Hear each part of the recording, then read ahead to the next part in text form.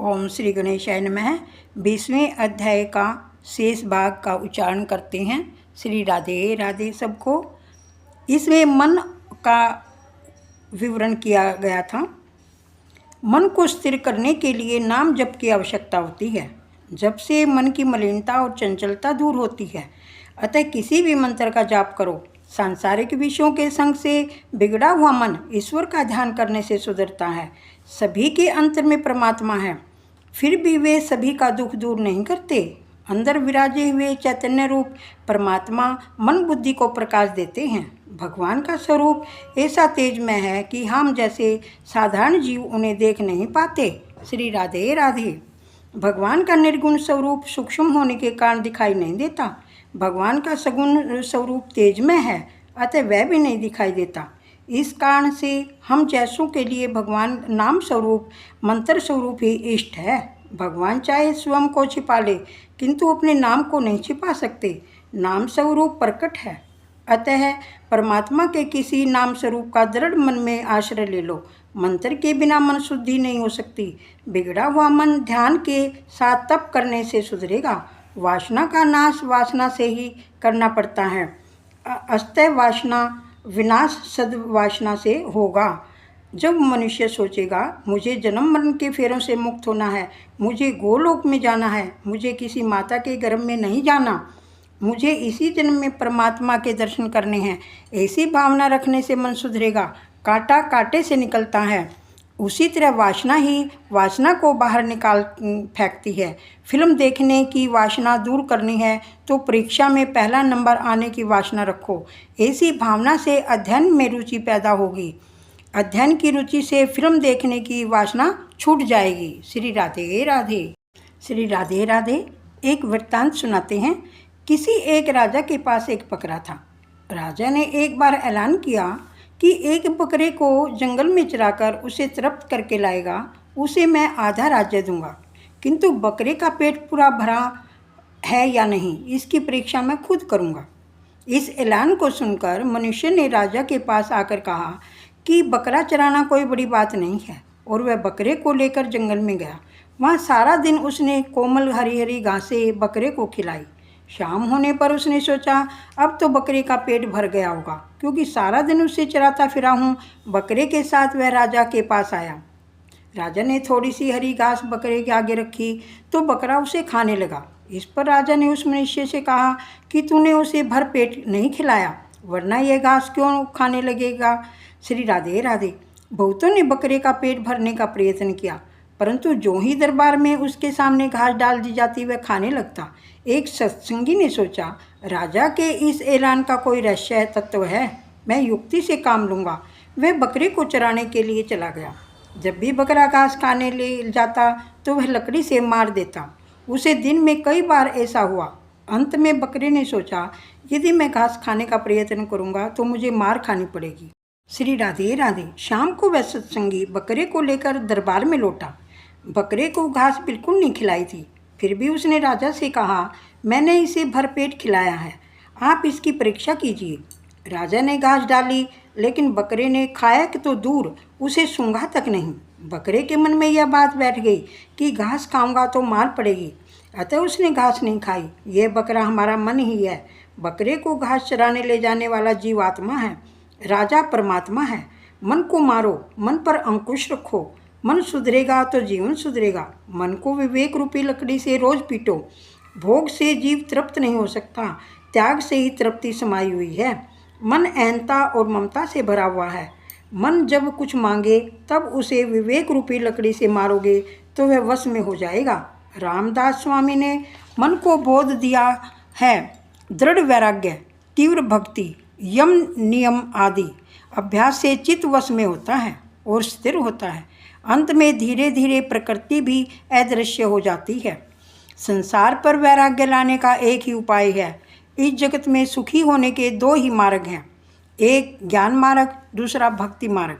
ज्ञान मार्ग कहता है सब कुछ छोड़कर परमात्मा के पीछे पड़ो। बिना वैराग्य के ज्ञान नहीं मिलता। ज्ञान मार्ग में वैराग्य मुख्य है, इसमें सब कुछ छोड़ देना पड़ता है। ज्ञानी सब कुछ छोड़कर भगवान को ही पकड़ते रहते हैं। इस मार्ग में त्याग मुख्य है। इस मार्ग के आचार्य शिव जी हैं। सर्वस्व का त्याग करना बड़ा कठिन है। भक्ति मार्ग कहता है सर्वस्व त्याग कठिन है, इसकी अपेक्षा तो बेहतर है कि सभी कुछ ईश्वर है, ऐसा मानकर सभी से प्रेम पूर्वक प्रेम करो। इस मार्ग में भागवत स्वभाव रखकर समर्पण करना है। श्री राधे राधे। श्री राधे राधे। भक्ति मार्ग में कुछ भी छोड़ने की बात नहीं है। वैष्णव कहेगा कि केले की छाल में भी भगवान है, मैं इसे गाय को खिलाऊंगा। भक्ति मार्ग में समर्पण मुख्य है। इस मार्ग के आचार्य श्री कृष्ण जी हैं। भगवान श्री कृष्ण हर किसी से प्रेम रखते हैं। इस मार्ग में हर किसी के साथ प्रेम करना होता है।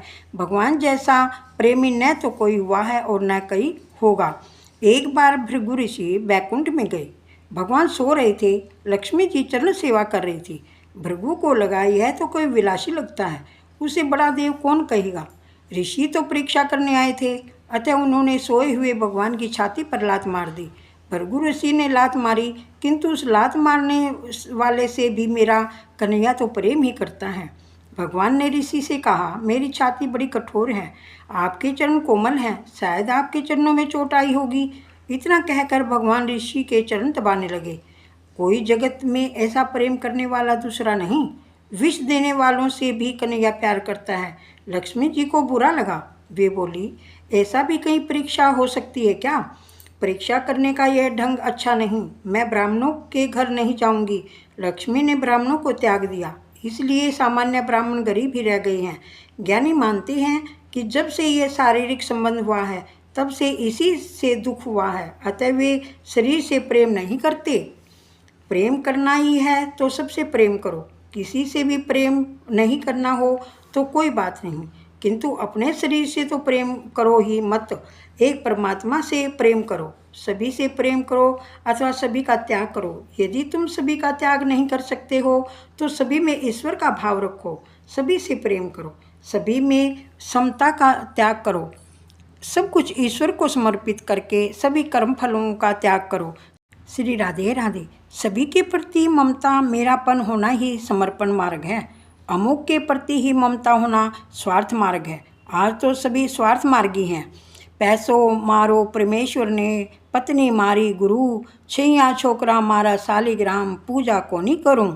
अर्थात धन संपत्ति मेरो परमेश्वर है, मेरी पत्नी ही मेरी गुरु है, मेरी संतान मेरे शालिग्राम है। अब मैं पूजा क्यों करूं, किसकी करूं? जो संसार में से जागृत नहीं होता वह कभी कन्हैया को पा नहीं सकता।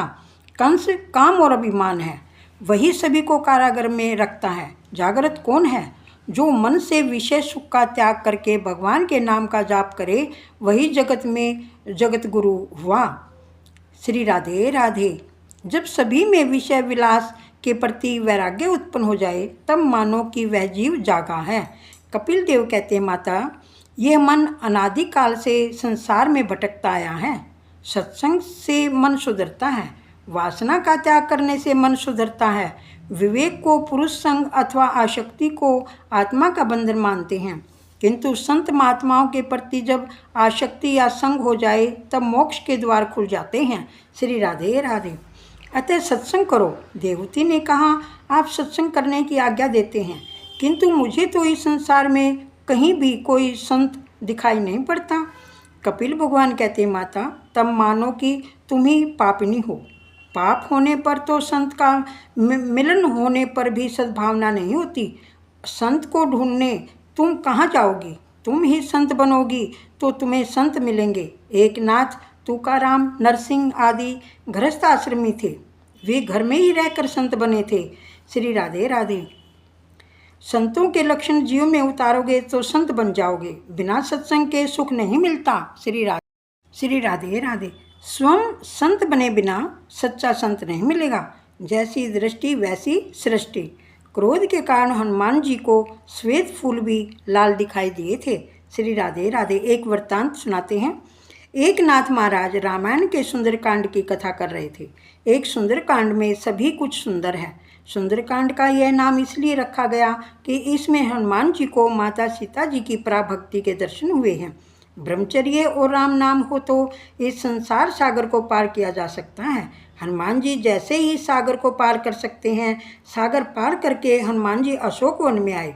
एक नाथ महाराज जी कहते हैं कि जब हनुमान जी अशोक वन में आए तब वहाँ अशोक वाटिका में सफ़ेद फूल खिल रहे थे। जहाँ सीता जी वहाँ अशोक वन, जहाँ भक्ति वहाँ अशोक, यानी कि शोक का अभाव। श्री राधे राधे। हनुमान जी वहाँ कथा सुनने के लिए आए थे। उन्होंने प्रकट होकर विरोध करते हुए कहा, हे महाराज, आप गलत कर रहे हैं।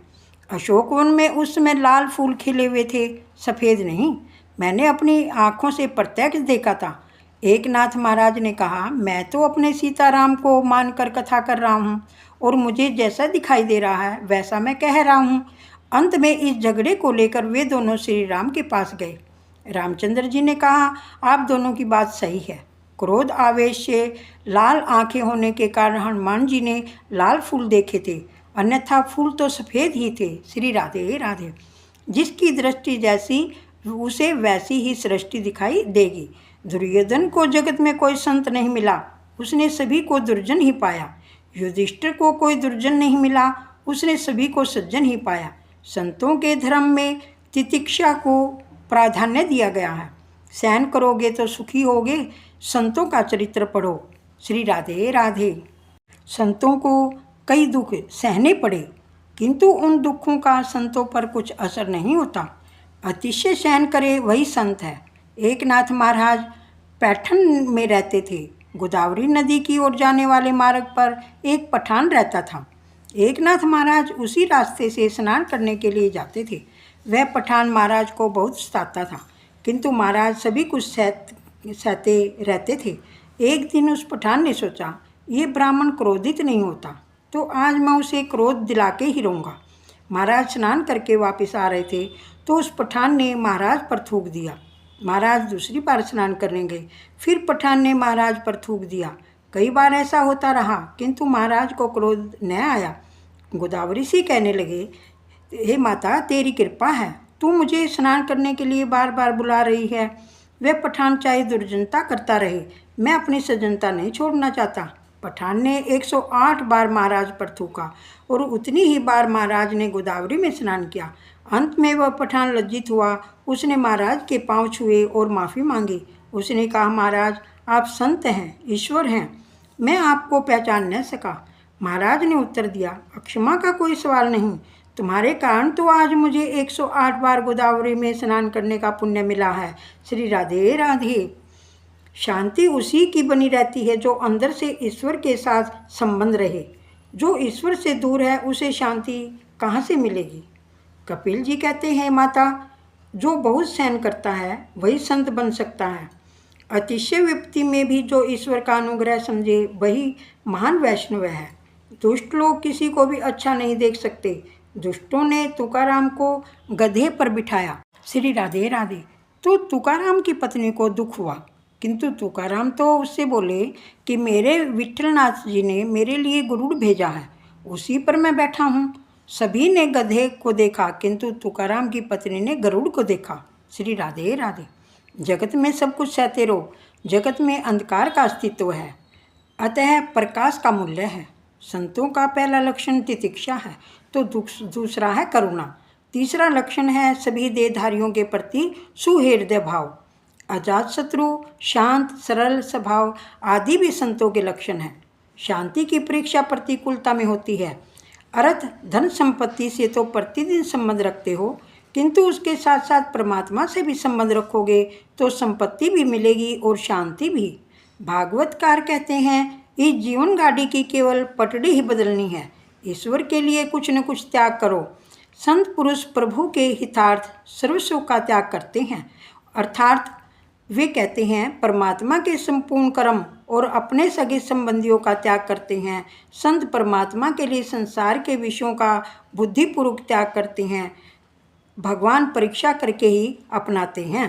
और जैसे मैं भूख से व्याकुल करूँगा, भूखा ही सुलाऊँगा, तन को गला दूँगा, तब उसे माला माल करूँगा। भगवान ने नरसिंह मेहता की भी कई बार परीक्षा ली, पर हे भगवान, इस कलयुग में आप ऐसी परीक्षा करेंगे तो कोई भी आपकी सेवा नहीं करे।